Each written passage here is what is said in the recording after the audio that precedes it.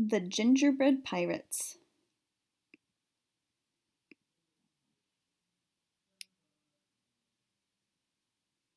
It was Christmas Eve, and Jim and his mother were making gingerbread men.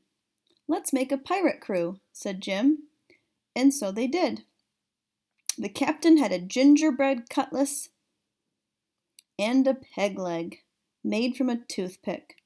Jim loved him best of all. "You'd better leave some pirates out for Santa Claus to eat," said his mother. "Not Captain Cookie," said Jim.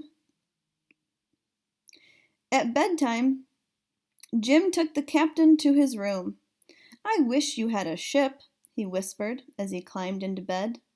Then he lay awake, listening for reindeer hooves on the roof. Captain Cookie seemed to be listening too.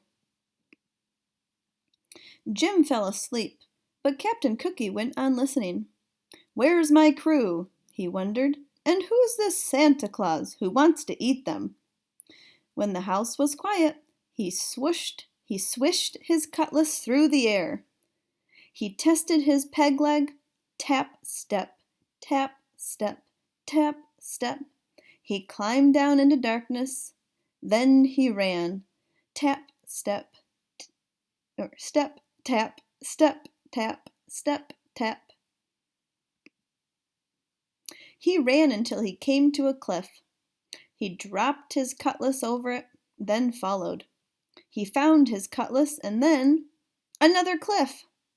So he did it all again, one cliff after another, until he reached the bottom. Then Captain Cookie had a shock. A mouse was nibbling on his cutlass. "Why, it's half gone!" cried the captain. He grabbed the cutlass and slashed at the air. "Oh, it's ruined," he moaned, and off he went. Stomp, tap, stomp, tap, stomp, tap. "Merry Christmas!" called the mouse. "Christmas? What's that?" thought the captain. Then he turned a corner and saw something that astonished him. A huge tree with stars in its branches. "Ahoy there!" called a voice. Looking up, Captain saw two pirates climbing down toward him. "My crew," he thought.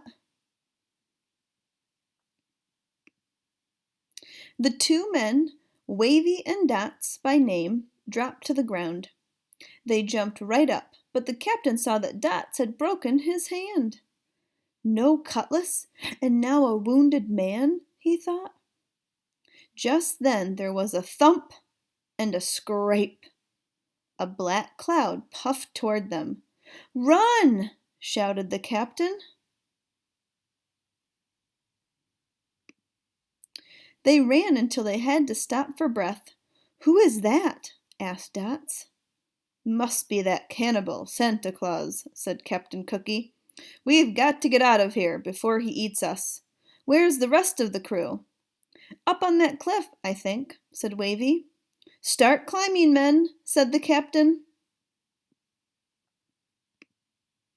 Up they went.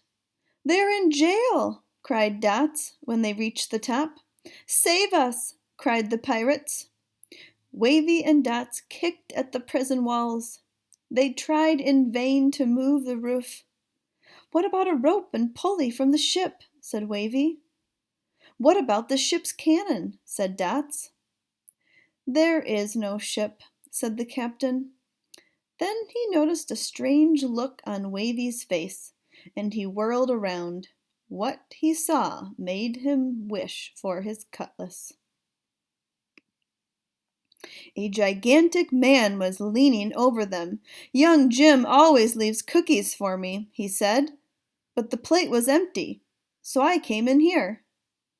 "Look out, boys!" ordered the captain. The big man lifted the prison roof and peered in.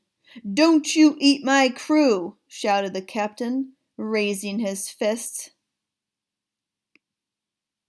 The big man blinked. "This is your crew?" he said. "Yes," said the captain. "And who are you?" "I am Santa Claus, "and I swear by my sleigh I won't eat your men." Sleigh? What's that? Some kind of ship? That's right. Swears by his ship. Can't be all bad, thought the captain. Still, he was suspicious. "What are you doing here?" he asked. "Why, it's Christmas." "Christmas," said Captain Cookie. "I wish somebody would tell me what that is." Santa Claus laughed. "Follow me," he said. "I'll show you a bit of Christmas."